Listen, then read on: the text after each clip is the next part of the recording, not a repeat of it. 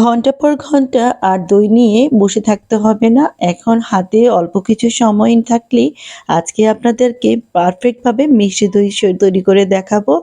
কাত করলেও এটা পড়ে যাচ্ছে না বা উল্টিয়ে রাখলেও কিন্তু এটা পড়ে যাচ্ছে না। এটা এতটাই পারফেক্ট হয় মিষ্টি দইটা। যারা নতুনরা দই বসে না তারা কিন্তু আজকের রেসিপি দেখে শিখে নিতে পারেন পারফেক্ট দই বানানোর রেসিপি। অবশ্যই রেসিপিটি কিন্তু আপনাদের শুরু থেকে শেষ পর্যন্ত দেখবেন। এখানে আমি ২ কাপ দুধ নিয়েছি, তরল দুধ। এইটা গরুর দুধ আমি জাল দিয়ে নিয়েছি। এখানে ২ কাপ ঘন দুধ, ১ কেজি দুধ জাল দেওয়ার পরে ২ কাপ হয়েছে। চাইলে গুঁড়া দুধ দিয়েও করা যেতে পারে। আমি কিন্তু জাল দিয়ে এটা ঘন করে নিয়েছি। এখন একটু ভালো করে আমি একটু ভেঙে নিচ্ছি কোনো শর্ট থাকলে। ক্যারামেল তৈরি করার জন্য একটা পাত্র বসিয়ে দিলাম। তাতে প্রায় ২ টেবিল চামচ চিনি দিয়ে আমি চুলার আঁচটা কমিয়ে রেখে আমি এটা ক্যারামেল তৈরি করে নিচ্ছি। ক্যারামেলটা তৈরি করার সময় একটু সাবধান হতে হবে, বেশি যেন পুড়ে না যায়।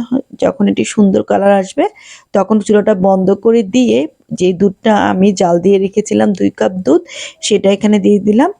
চাইলে কিন্তু চুলাটা জ্বালিয়ে রাখতে পারেন। তো আমি এখন হলো চুলার আঁচটাতে জ্বালিয়ে রেখে আমি আস্তে, আস্তে করে নাড়ার পরেই যেই ক্যারামেলটা তৈরি হয়ে গিয়েছিল সেটা কিন্তু আস্তে গলে গিয়ে দুধের সাথে মিশে যাবে। এখানে প্রায় আমি 1/3 কাপের মতো চিনি দিয়েছি। মিষ্টিটা আপনারা একটু চেক করে নিবেন। যদি একটু বেশি লাগে বেশি দিবেন, কম থাকলেও কোনো সমস্যা নাই। তবে একটু মিষ্টি দই একটু মিষ্টি হলেই ভালো লাগে। আমি কিন্তু এখানে আর অন্য কোনো উপকরণ ব্যবহার করব না। এলাচি বা অন্য কোনো ফ্লেভার দিচ্ছি না। এভাবেই কিন্তু অনেক টেস্ট হয়। তো এভাবে আমি অনেকক্ষণ জাল দিয়ে নিব এটা। জাল দিতে, দিতে দেখবেন কিন্তু এটা আস্তে, আস্তে ঘন হয়ে যায়। এরপর এটা চুলাটা বন্ধ করে দিব। এখন চুলাটা বন্ধ করে দিয়ে আমি কিন্তু একটু ঠান্ডা করে নিয়েছি। এখন একটা হুইস্কের সাহায্যে এটা কিন্তু আমি একটু ভালো করে ফেটিয়ে নিচ্ছি। এই যে দেখেন এটা কিন্তু ফেটিয়ে নিচ্ছি। এদিকে দুধটা কিন্তু একটু হালকা কুমকুম গরম আছে। একদম ঠান্ডা করবেন না। এভাবে ফেটিয়ে নেওয়ার পরে তারপর এর সাথে আমি আগে থেকে তৈরি করা টক দইয়ের বীজ আমি একটা ছাঁকনিতে রেখে দিয়েছিলাম।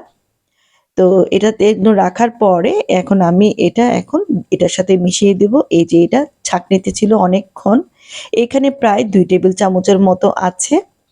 তো এখন পুরোটাই দিয়ে দিলাম। এটা কিন্তু আমি টক দই দিয়েছি। মিষ্টি দইয়ের ক্ষেত্রেও মিষ্টি দই দিতে হবে এমন কোনো কথা নেই। টক দই দিয়ে করলেও খুব সুন্দরভাবে তৈরি হয়ে যায়। আপনারা দেখতেই পারবেন এটা লাস্টের দিকে দইটা একদম পারফেক্ট ভাবে হয়েছে। এটা দেওয়ার পরে আমি কিন্তু আবারও একটু ভালো করে মিশিয়ে নিচ্ছি। আর একটু ফেনার মতো তৈরি করছি। দোকানের দইগুলোতে কিন্তু একটু ফেনা, ফেনা থাকে। তাই এভাবে চামচ দিয়ে করে নিলে একটু ফেনা তৈরি হয়। এরপর যেই পাত্রে দই বসাবো সেখানে নিয়ে নিলাম। আমি এখানে কাঁচের পাত্রের বাটিতে নিয়েছি। চাইলে এটা মাটির পাত্রেও নেওয়া যেতে পারে অথবা টিফিন ক্যারি বাটির মধ্যেও তৈরি করা যেতে পারে। খেয়াল রাখতে হবে এই কাঁচের পাত্রটা যেন হিট প্রতিরোধক। তারপর এটা আমি ভাপে দেওয়ার জন্য একটা পাত্রের মধ্যে আমি এখানে মোটা একটা টিস্যু দিয়ে দিয়েছি। চাইলে কিন্তু কাপড়ও দেওয়া যেতে পারে। তারপর সাবধানে যেই পাত্রটা আছে দইয়ের পাত্রটা বা দুধের পাত্রটা সেটা এখানে দিয়ে দিলাম। এখন এটা কিন্তু ঢাকনা দেওয়ার দরকার নেই। আর এদিকে আমি একটু পানি দিয়ে দিচ্ছি। এই পানিটা এমনভাবে দিতে হবে যেন পাত্রটা অর্ধেক পরিমাণ থাকে। তো এখানে আমি সবগুলো প্রায় পরিমাণ মতো পানি দিয়ে দিলাম। দিয়ে এখন এটা চুলার আঁচটা ধরিয়ে আমি একটা ঢাকনা দিয়ে দিব। ঢাকনা দিয়ে কিন্তু আমি ২০ মিনিট এটা রান্না করেছি। মাঝখানে আমি একটু দেখিনি। ২০ মিনিট পরে দেখবেন আপনাদের দইটা কিন্তু সুন্দরভাবে হয়েছে। তবে ২০ মিনিট পরে চুলাটা বন্ধ করে আবার ঢাকা দিয়ে রাখতে হবে। তারপর আমি ঠান্ডা করার পরে ফ্রিজে রেখেছিলাম ৩ থেকে ৪ ঘন্টার মতো। তা ফ্রিজ থেকে বের করে আপনাদেরকে দেখিয়ে দিচ্ছি এটা কতটা পারফেক্ট হয়েছে। উপরে একটু ভেজা অংশ থাকতেই পারে কারণ এটা যেহেতু ফ্রিজে রেখেছিলাম। তো এই যে দেখেন হয়ে গেল মজাদার পারফেক্ট দোকানের মতো দই। আমি একটু কাত করে দেখাচ্ছি এটা কিন্তু সরে আসছে না বা পড়ে যাচ্ছে না। এটা যেভাবে রেখেছিলাম সেভাবেই আছে।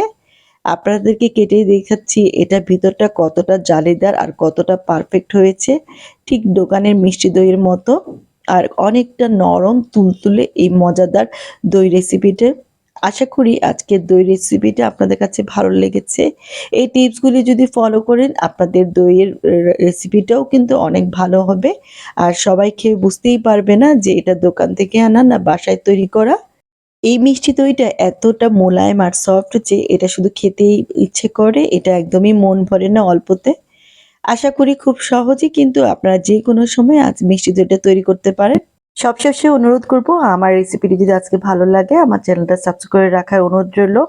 আবারও হাজির হব সহজ রেসিপি নিয়ে। সবাই ভালো থাকবেন। আল্লাহ হাফেজ।